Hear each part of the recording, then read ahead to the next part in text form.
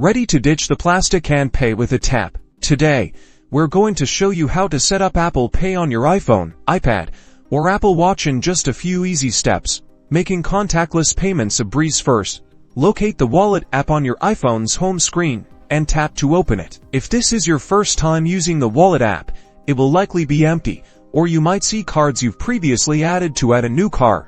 Look for the plus sign, usually located in the top right corner, and tap on it. This will bring you to the Apple Pay setup screen. Select debit or credit card. You may be prompted to use your camera to scan your card. Position your card within the frame on the screen. The iPhone will automatically scan the card number and expiration date. Alternatively, you can choose to enter your card details manually. If you choose to enter the details manually, carefully type in your card number, expiration date, and security code. After entering your card information, your bank or card issuer will verify your card details. This may involve a text message or a phone call to confirm your identity. Follow the on-screen instructions to complete the verification process. Once your card is verified, it will appear in your Wallet app. You're now ready to use Apple Pay. To use Apple Pay in stores, simply hold your iPhone or Apple Watch near the contactless payment terminal, and that's it.